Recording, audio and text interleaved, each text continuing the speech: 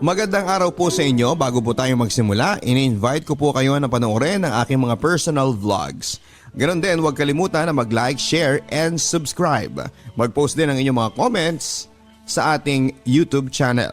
Ngayong araw sa Papa Dudut Stories exclusive on YouTube. Dear Papa Dudut, isang napakagandang araw po sa inyo tulad ng pagpapaganda ng araw ninyo sa aming mga nakikinig.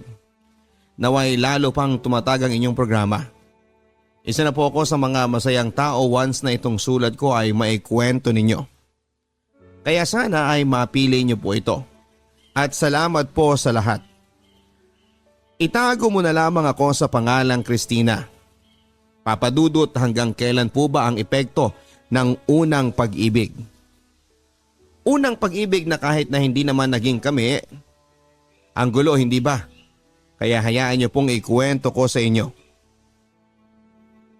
Way back year 1999, noong college pa lamang ako. Hindi naman po sa pagmamayabang marami ang nanliligaw sa akin. Madaming nagpaparamdam na kinakausap ko naman kaagad na huwag nang mag-aksaya ng oras sa akin once na hindi ko sila tipo. Ayoko kasi na magpahirap dahil alam ko naman na ako rin ang mahihirapan. At may sinagot naman ako ng panahon na yon. Naging 3 po ang nobyo ko pero hindi naman po sabay-sabay. At ang pangatlo po ay ang naging asawa ko na. Pwede bang ako na lang? Tanong sa akin ni John at sinagot ko naman siya December 23, 2000. At nabiyayaan naman po kami ng 2 gwapong mga anak na mga binata na ngayon. Sa loob ng 16 years ay masasabi ko naman na maswerte kaming mag-asawa. Siya nga po pala si John. Itinuturing niya akong prinsesa at mahal na mahal niya ako. Ramdam na ramdam ko yon. Sa ilang taon naming pagsasama, Papadudot, ay mabibilang lang sa daliri kung kailan ako nagluto at naglaba. At kahit na wala namang kaming kasambahay ng panahon na yon at tipikal na buhay mag-asawa lamang kami, ordinaryong Pinoy ika nga, ay pinagsisilbihan niya ako, Papadudot. Kami nga ata ang tinadhana. Noong unang taon na sinagot ko siya ay parang lahat sumasabay sa agos dahil nakagraduate na kami noon. At kung saan naman siya nagtatrabaho ay malapit lang kami sa isa't isa. Kaya lagi kaming magkasama. Kahit nasa duty siya ay pinupuntahan niya ako. Kaya madalas ay nagugulat na lamang ako nang sasabihan ako ng katrabaho ko na nandyan daw ang boyfriend ko. Laging ganon. Sa una ay okay naman ang lahat pero kalaunan ay nahihigpitan ako as in bantay sarado ako sa kanya. Maraming bawal, maraming hindi po pwede. Pero lahat naman po ay nakakasanayan, hindi ba? Kaya naging okay naman sa akin ang lahat. Marahil nga ay sa mahal niya ako. Mahal na mahal. Sabi nga mahalin nga daw ang taong mahal tayo kaysa tayo lang ang nagmamahal. Total, napapamahal naman ako sa kanya. At masasabi ko naman na mahal ko na rin siya ngayon at eto, bumuo na kami ng pamilya. Kinasal nga po pala kami, Papadudot, taong 2003. Sa loob ng maraming taon ay marami na kaming naipundar. Maraming pangarap na nasa kamay namin. Very smooth, minsan ay may mga pagsubok pero agad-agad naman naming nalalampasan. May disgrasya na lalong nagpatatag sa aming mag-asawa. Nagkaroon po kami ng tindahan at computer shop, Papadudot. Nakakatuwa nga lang po dahil may computer shop kami ay wala kami kahit na anong account sa internet. Mapa Friendster man o Yahoo. Naging busy kami sa future namin, abala sa pagpapaunlad ng pamilya. At nung namatay po ang mama ko December 2009. At dahil hindi siya makakauwi ang tiyahing ko na nasa Italy ay tinawagan ako na gumawa daw ako ng Facebook para makita niya mga pictures o maging video. Kaya January year 2010 ay gumawa ako ng account. Nakakatuwa ang Facebook. Madali nga tayong maikokonekta ng mga taong dati nating kakilala, kaklase o maging dati pang mga kasamahan sa trabaho. Puyat ka na naman, sabi ni John. Napuyat dahil sa kaka-Facebook. At minsan napag-aawayan na rin namin ito at nakakatawa dahil sa pagkasiloso niya, itinapon niya ang sipi ko. Nakakatuwa siya, Papa Dudut. Nasanay na kasi ako sa pagkakaselos niya lagi kahit wala namang dapat na pagsilosan. Kaya ginawan ko na rin siya ng account para alam niya ang kalakaran sa Facebook. Minsan nang nag-open ako ng Facebook ay nag-request sa akin ng isang tao na naging kaibigan ko noong college. Natawagan na lang po natin siyang si Virgo. Naalala ko yung nakaraanong panahon na magkaibigan pa kami at dahil seloso nga si Mister ay hindi ko siya inaccept. Ang sabi ko nga sa sarili ko pag-aawayan pa namin ito ni Mister. At dahil nga seloso si Mister ay hindi ako nag-accept ng mga lalaking hindi ko naman kakilala. Karamihan ay puro babae ang friend ko sa Facebook. Lumipas ang 1 taon, 2 taon, 2 taon at kalahati. Wala akong masyadong ginagawa, napatingin ako sa friend request ko. Ang dami ko palang ini-ignore.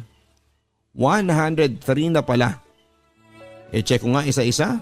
May mga foreigner, may mga common friends. At napatingin ako sa isa na nandun sa bandang dulo. Si Virgo. Napatingin ako sa profile, simpleng mga comment, madalang mag-post. Madalang mag-open kasi may nabasa pa ako roon sa post niya na sa wakas ay nakapag-open na rin. Kaya sabi ko sa sarili ko, i-accept ko na ang mga taong ito ang tagal nang nagre-request 2.5 taon na. Kinagabihan ay nag-message siya. Nagpapasalamat at na-accept ko na raw siya. Ang sinagot ko na lang kasi alam kong mangungulit ka kaya hindi kita ina-accept. Ang sabi niya, bakit friend mo naman ako dati pa? Nauna mo pa nga ako nakilala bago sa asawa mo eh. Hindi ko na lang siya sinagot. Kumustahan, balitaan, sabi ko eto 2 na ang anak ko. Sagot niya, buti pa raw ako. Single pa raw siya at ang sabi ko naman ay pihikan at mataas yata ang standard mo kaya ganyan tatanda kang binata niyan. Araw ng linggo yon at dahil kakapakinig ko pa lamang sa inyong programa, naalala ko ang advice nyo sa isang nagpadala ng sulat na sa loob lang ng 1 minuto ay maraming magagawa. Sa loob ng 1 minuto, kaya mong mabago ang buhay mo. Kaya kung may gusto kang sabihin ay sabihin mo na. Kaya sinabi ko sa kanya na dapat kasi kung may gusto ka sa isang babae ay sabihin mo na. Huwag nang patagalin pa. Kaya sinabi niya na I love you. Sagot ko, wrong sent. Sabi niya hindi raw. Para raw talaga sa akin yung message na yon. Nagtaka ako, Papa Dudut. Doon siya nagkwento, dati pa raw niya akong nagugustuhan. Hindi daw first crush, first love daw niya ako. Ang dami niyang pinaalala sa akin. Ganon pala, Papa Dudut, may mga bagay na bumabalik. Sa nagdaan na 17 years ay pinaalala niya sa akin ang lahat. Ang library na lagi nandun siya kasi alam niyang nandun ako. Doon niya lagi akong hinahanap. Ang minsang pagyakap niya na akala ko ay malambing lang. Hindi ko naman nabigyan ng pansin yon. Likas kasi siyang malambing. At niyayakap naman niya ang mga kaibigan kong babae kaya para sa akin ay baliwala ang pagyakap niyang yon. Lagi niya pa akong inaasar. Hanggang sa may nanligaw na sa akin at hindi ko na siya nakita pa, magkaiba naman kasi kami ng kursong kinuha at schedule. At ngayon, handa raw siyang maghintay. Masakit daw at malungkot ang buhay niya. Tipong kakain lang dahil nagugutom, hindi dahil sa gusto niyang kumain. Pilit niyang kinakalimutan ako. Nakipagrelasyon sa iba pero hindi raw siya masaya. Kahit madagdagan pa ng 10 taon, kahit abutin pa raw ng 27 years, maghihintay raw siya. Doon ko nga tinignan ang buong timeline niya at totoo naman ang sinasabi niya. Wala pa nga siyang pamilya. Walang bumabati ng happy birthday daddy or nakatag na asawa at mga anak. Malungkot ang Facebook niya. Kukonti lang din na nagko-comment at pasalubong tito ang madalas kong mabasa. Nag-abroad pala siya. At sabi nga niya sa abroad ay makakalimutan ng lahat. 1, 2, 3, 5 na bansa na pala ang pinuntahan niya. Ika nga, Papa Dudut, nagmahal na saktan at nag-abroad. Torpe daw siya kaya hindi siya nanliligaw. Nung dumating siya sa Pilipinas gusto niyang magkita kami pero ayoko. Malaking ayoko. Ibablock ko ba siya? Ia-unfriend ko ba siya? Unfriend na lang para makikita ko pa rin siya. Hindi kami nag-usap ng muli. Totoo pala ang kasabihang mahirap mag-move on sa relasyon na hindi naman naging kayo. Hirap kumain, laging laman siya ng isipan ko. Buwan ng August, nag-message siya sa akin na sa ibang bansa na nga raw siya ngayon. Pang-anim na bansang napuntahan niya. Nireto ko pa nga siya sa kaibigan kong dalaga pero ayaw niya. Mahirap daw ang magmahal ng napipilitan. Iba raw kasi ang gusto kita at mahal kita pag usaping puso na. At ako lang daw ang mamahalin niya. Hindi na niya kaya pang mawala ako sa buhay niya at hinahanap niya ako. Tapos ang tagal ko pang inaccept. Nag-uusap muli kami at pinapaalala niya lagi na mahal niya ako dati pa. Marami siyang plano at tatanggapin niya ang 2 kong anak. Paano naman si John? Na tila pinagsisilbihan ako mula't ulo hanggang paa. At kung naisip ko naman si Virgo, masasabi ko rin na dakila rin ang pagmamahal niya sa akin. Ilang taon na ang nagdaan kahit na hindi naman kami naging kami.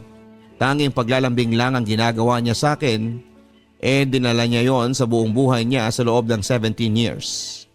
Ang sabi ko nga sorry ha, naging manhid ako. Huwag kang mag-sorry, ako naman ang may kasalanan ng lahat, kaya nahihirapan tayo sa relasyon natin ngayon, sagot niya. Kaya eto Papa Dudut, sa panahon na habang sinusulat ko ito ay naguguluhan po ako. Kaya napapatanong na hanggang kailan po ba ang epekto ng first love? Alam ko naman kung napapasaya ko si Virgo. Marami ang masasaktan at mahihirapan. May mawawasak na pamilya.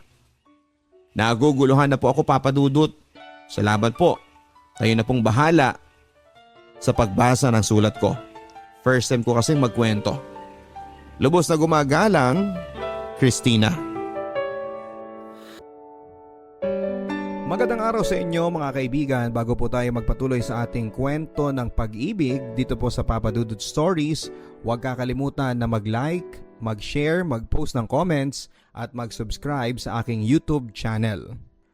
Huwag din pong kakalimutan na pindutin ang notification bell para maging updated kayo sa mga latest post ng inyong Papa Dudut. Huwag din kalimutang panoorin ang ating mga video vlogs na may mga challenges, daily vlogs at kung ano-ano pang mga adventure ng inyong si Papa Dudut. At ngayong araw sa Papa Dudut Stories. Papa Dudut Stories.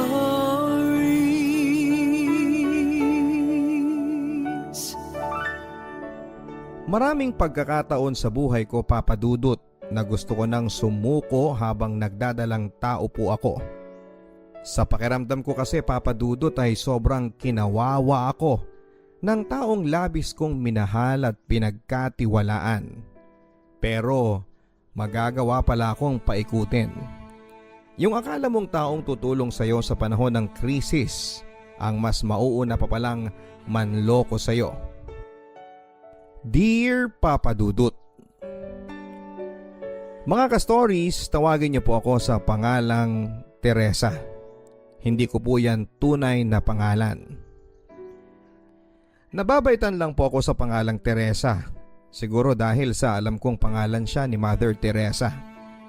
Hindi ko naman po sinasabing magkapareho kami ng ugali ni Mother Teresa, pero kung pagiging mapagpakumbaba at mapagbigay ay siguro ay papasan ako kahit pasang awa.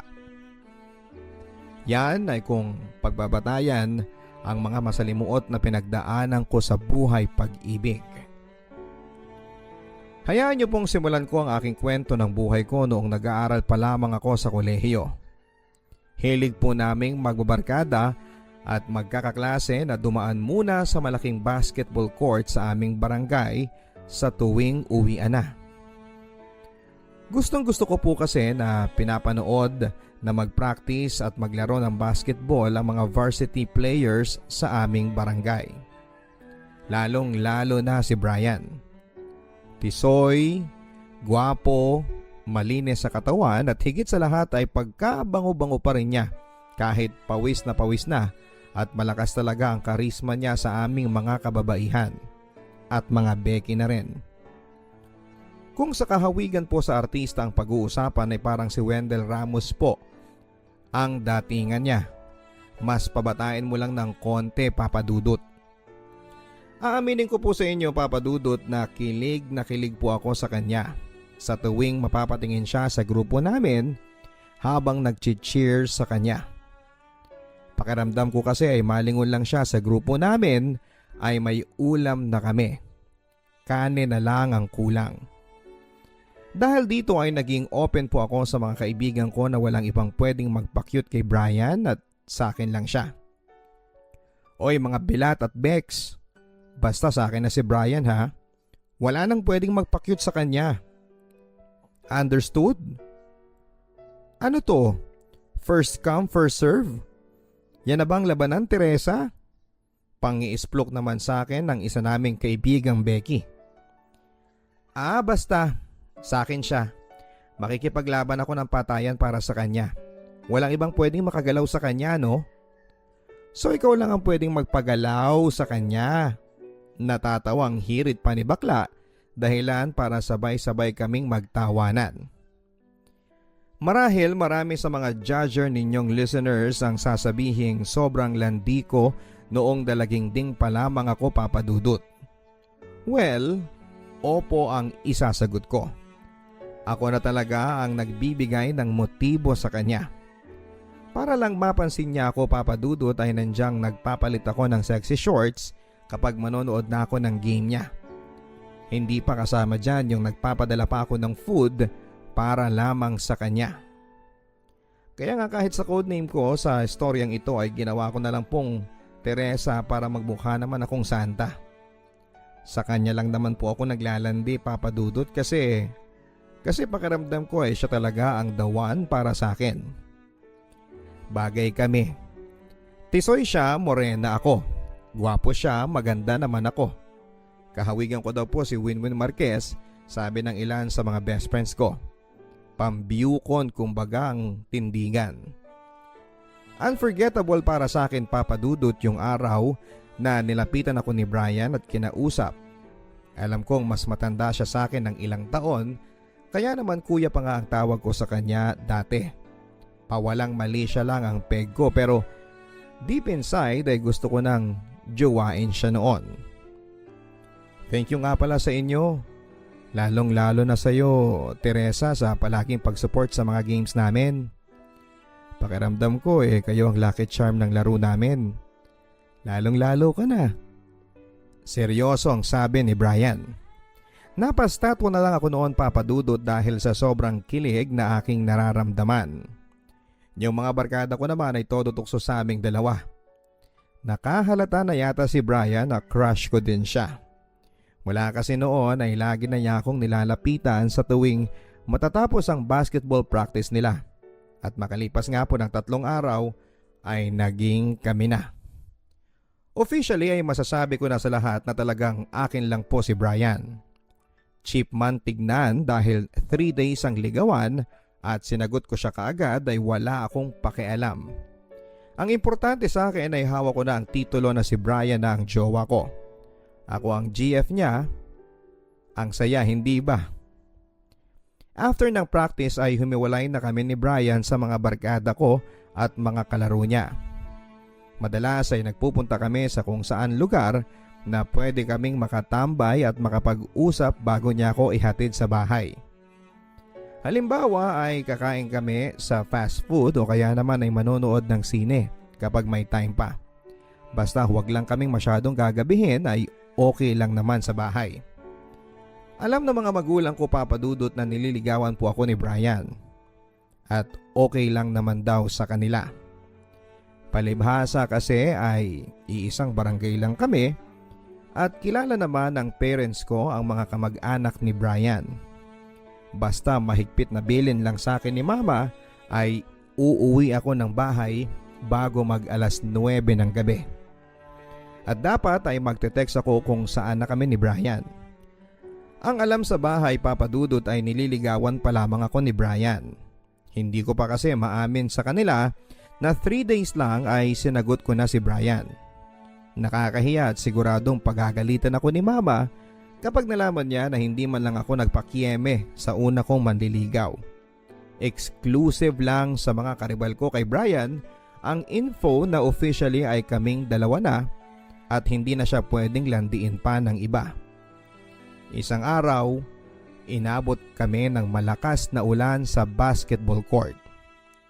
Saktong nakauwi na rin ang mga kasama ko noon at kaming dalawa na lamang ni Brian ang natitira sa basketball court kasama ng mangilan-ngilan na mga ka-teammates niya na handa na ring sumugod sa ulan.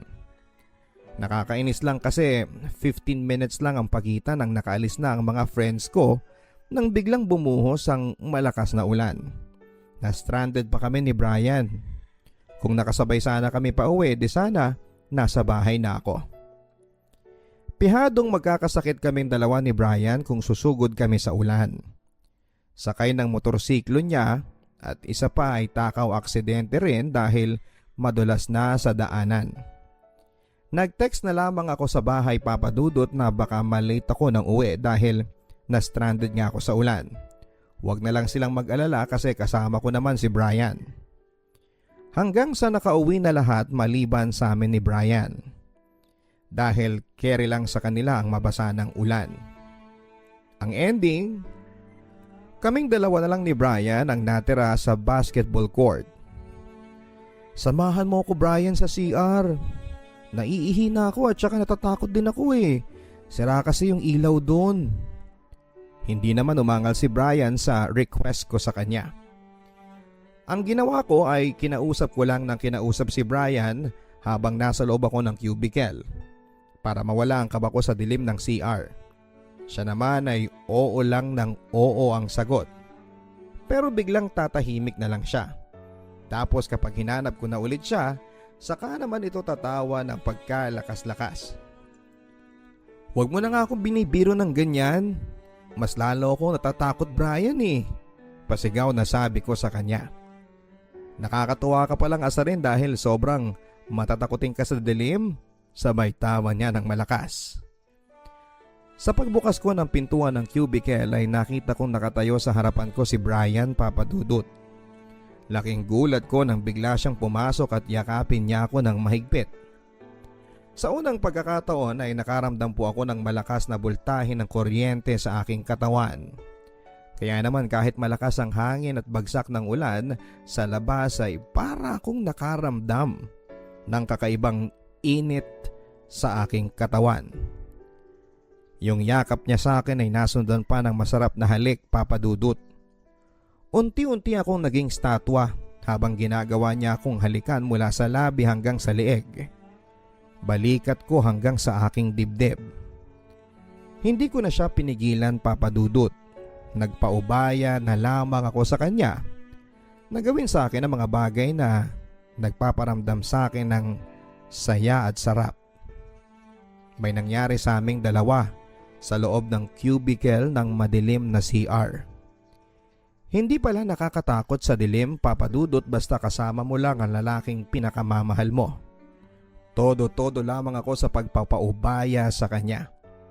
Hanggang sa may magbukas ng pintuan ng CR papadudot. Huling-huli kami sa akto ni Mama na may ginagawang milagro. Para tuloy akong binuhusan ng malamig na tubig ulan matapos kong makita ang mga namimilog na mata ni Mama. Napalabas din kaagad si Mama habang nagmumura dahil sa mga nakita niya papadudot. Sobra ang pagkabigla niya. Sa katunayan ay nabitawan din niya ang mga dala niyang payong para sana sa akin ng mga sandaling yon. On the spot ay sinabi ni Mama sa aming dalawa ni Brian sa paglabas namin ng CR na ipapakasal niya kaming dalawa.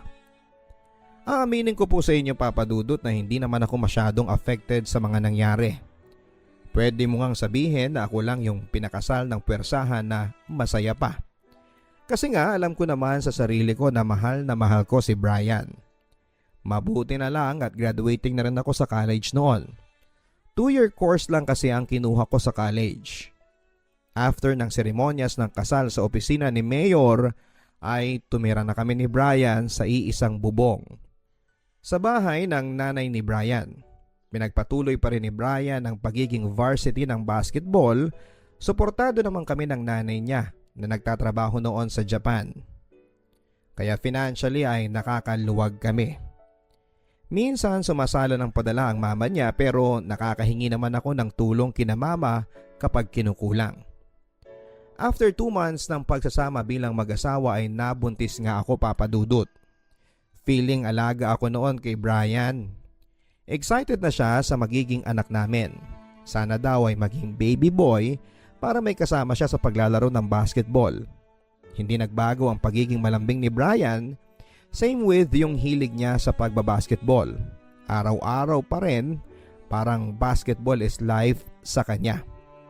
Pero mas okay na sa akin yung basketball ang pinagkakabalahan niya kesa makaisip pa siya ng mambabae. Maraming tournaments ang dinadayo ni Brian at ng mga kaliga niya para sa basketball, Papa Dudut. Lumalaban sila sa interbarangay at noong una ay nagagawa ko pang sumama para mag-cheer sa kanya tulad ng dati noong magjowa pa lamang kami.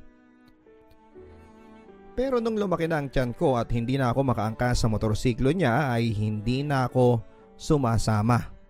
Nakikibalita na lamang ako sa mga naging game results sa kanya. Mainit daw ang naging huling laban nila, Papa Dudut, sa kabilang barangay dahil nagkaroon pa daw ng pisikalan.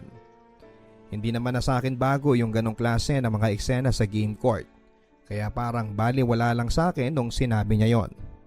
May isa pang game sa finals at doon na raw magkakaalaman. Seryosong sabi ni Brian sabay ngiti na para bang sigurado na siya na liga nila ang mananalo. Hindi ko akalain, Papa Dudut, na sa final game na yon, yun pala ang final chance na rin na magkikita pa kami araw-araw ng asawa ko. Sobrang naging paghaharap ng dalawang liga, dahilan para magkaroon ng suntukan sa basketball court.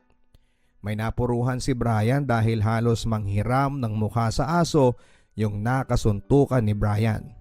Nakamalas-malasan ay anak daw pala ng isang konsehal. Marami ang nakakita ng pinagbantaan daw si Brian na ipatutumba siya nito. Sa kwento ni Brian, masyado daw kasing naging agresibo ang laro kaya sila nagkapikunan. Mula noon, Papa Dudut, ay nagulo na ang buhay naming mag-asawa. Araw-araw ay nakakatanggap na kasi ng mga pagbabanta sa text messages na lulumpuhin daw nila si Brian kapag nagkaroon sila ng pagkakataon. Pinayuhan ng mga kamag-anak namin si Brian na magtago muna at magpalamig dahil sa mga pangyayari. Naging maingat sila sa pagpaplano sa anong pwedeng gawin para makaiwas nga sa trouble ang asawa ko. Maging ako, Papa Dudut, ay hindi ko nalaman kung saang lupalop nila pinagtatago ang asawa ko. Basta ang alam ko ay dito lang din daw sa Maynila. Kaya hindi ako dapat mag-alala sakaling manganak na ako dahil makababalik naman si Brian para dumalaw anytime. May bahagi sa akin na pilit na iniintindi ang sitwasyong pinasok ng asawa ko, Papa Dudut. Alam ko kasi na makabubuti yon para sa kanya dahil buhay na ang pinag-uusapan dito. Pero paano naman kami ng magiging anak ko? Ilang buwan na lang ay manganganak na ako. Sa umpisa ay nakatanggap ako ng text mula kay Brian para kumustahin ako sa kalagayan ko. Pero hindi nagtagal ay parang naging mag-isa na lamang ako, Papa Dudut. Dahilan para ma-depress ako ng sobra. Hanggang sa makapanganak na ako, Papa Dudut, ay hindi niya man lang ako nagawang madalaw.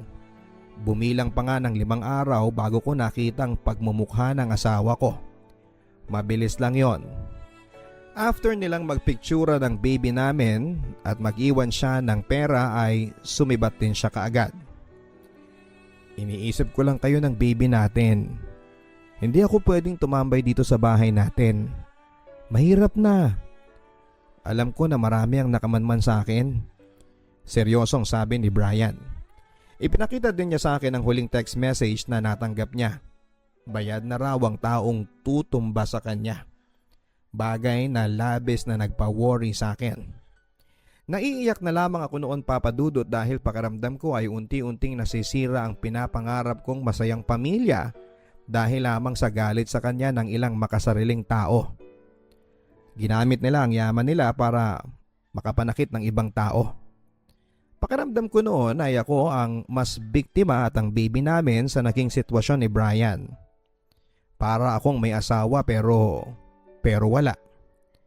Para akong nakikipagrelasyon ng LDR na bawal mo siyang kausapin. Buti pa nga yung ibang LDR Alam nila kung saan nila pupuntahan ang jowa nila. Samantalang ako ay hindi ako pwedeng magpunta sa kanya. Hindi ko pwedeng malaman kung saan nagtatago ang asawa ko. Iniiwasan lang namin nila mama na madala ka sa sobrang lungkot at puntahan mo ko doon. Hindi makakabuti sa atin yun, Teresa. Konting tiis na lang. Mas lilipat tayo sa mas malayo, sa mas ligtas na lugar at isasama ko na kayo ni baby. Naghihintay lang ako ng malaking perang ipapadala ni mama galing sa Japan. Pagbibigay pag-asa sa akin ni Brian na balang araw ay babalik na sa normal ang pagsasama naming dalawa. Till one day, may nagpasa sa akin ng video ng asawa ko. Active pa rin siya, si Brian, sa pagbabasketball, pero this time ay may bago na siyang kasamang nag-cheer sa kanya. Sweet na sweet silang dalawa sa video. Lalong lalo na noong humalik pa ang demonyo kong asawa sa babae niya. Pero ang mas nagpabilog sa mga mata ko ay nang nakita kong buntis si girl sa video. Mataba yung babae sa video pero mas mataba at bilog na bilog ang tiyan niya. Kaya hindi ako pwedeng magkamali, Papa Dudut. May ibang babae ang asawa ko at buntis pa yung babae. Iyak ako ng iyak noon. Yun na po yata ang pinakamatinding depression na na-experience ko sa buhay ko. Wala din ako mapagsabihan ng sama ng loob ko dahil nahihiya ako sa mga magulang at sa mga kamag-anak ko. Ano na lang ang sasabihin nila sa aming dalawa ni Brian, Papa Dudut? Ayoko namang kaawaan ako at ang baby ko. Okay na sa akin yung isang beses akong pinagpiestahan ng mga chismosa sa barangay namin nung pinag-usapang nakipag-sex lang ako sa CR kaya ako pinakasalan. Ayoko nang madagdagan pa yon ng chismis na ipinagpalit pa ako sa iba. Mula noon ay madalas na akong makitang tulala ni mama. Sinasabi ko na lamang na nami-miss ko si Brian, Papa Dudut. Pero ang totoo ay gusto kong sabihin sa kanya na may isusumbong ako. Na may ibang na bola na ang asawa ko. Napag-alaman ko na dating naging chicks din ni Brian ang nagpapadala sa akin ng video. Ibang klase talaga ang karakas ng asawa ko. Hindi lang pala ako isang beses niloko. Mag-isa ko lang pong pinuntahan si Brian sa lugar na sinasabi sa akin ng asset ko. Halos mawala na ako ng boses noon sa kakasigaw sa kanya at sa naging babae niya. Ang sabi sa akin ni Brian ay wala na daw siyang magagawa dahil nandyan na. Iyak lang ako ng iyak noon, Papa Dudut. Mabibinat yata ako sa ginawa kong pagwawala kaya naman umabot pa kaming 3 sa baranggayan. Dahil dito ay nakialam na rin ang nanay ni Brian sa Japan. Umano ay ititigil niya ang pagsusustento sa amin ng anak ko sakaling ireklamo ko ang anak niya. Nilatag din sa akin ni Brian ang ideya na napingot lang siya. At pinagbabantaan din siya ng mga kamag-anak ng bagong babae niya kapag hindi rin siya dito nagbigay ng sustento. Si mama na raw niya ang bahala sa mga gusot na pinasok niya. Pinangako sa akin ni Brian na ako daw at ang baby namin ang mas mahal niya. Magpapakalayo-layo na raw kaming 3 pero sa isang kondisyon. Walang makakaalam sa mga kamag-anak ko nang nagawa niyang kalokohan. Gusto ko na pong pumayag, Papa Dudut, dahil kailangan ko din pong magpaka-praktikal. Ayaw ko din naman po yung ideya na pag-usapan pa kami sa lugar namin. Kumbaga ay mas praktikal yung ino-offer sa akin ni Brian na solusyon. Isa pa ay wala na rin naman akong magagawa sa bagong gusot na pinasok ng asawa ko. Kundi ang pagtakpan na lang siya sa tulong na rin ng pera ng nanay niya. Ano po kaya ang mas tama kong gawin, Papa Dudut? Mapayuhan po sana ako ng inyong mga tagapakinig. Ang inyo pong ka-story, Teresa.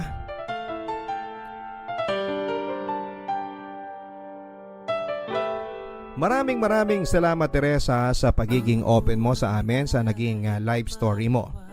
Mahirap talaga ang malagay sa sitwasyon na kakaunti ang pwede mong maging option. Pero ano man ang mapili mo, Teresa, sana ay maluwag sa puso mo ang magiging desisyon mo. Huwag mong hayaan na dahil napipressure ka lamang ng mga tao sa paligid mo sa maaari nilang sabihin sa'yo, kaya yun ang pipiliin mo. Ang importante para sa akin ay doon ka sa desisyon na magiging masaya ka. Don't forget to like, share, and post your advice mga kaibigan dito po sa comment section ng YouTube. Kung ano nga ba ang inyong maipapayo kay Teresa. Sa mga gustong magpadala ng kanilang Papa Dudut Stories, ipadala po ito via email sa papadudutstories@gmail.com. Again, don't forget to subscribe, mag-like, mag-share, mag-post ng comments, at pindutin ang bell button para ma-notify po kayo. Hanggang sa muli mga kaibigan, ako po si Papa Dudut, dito po sa Papa Dudut Stories.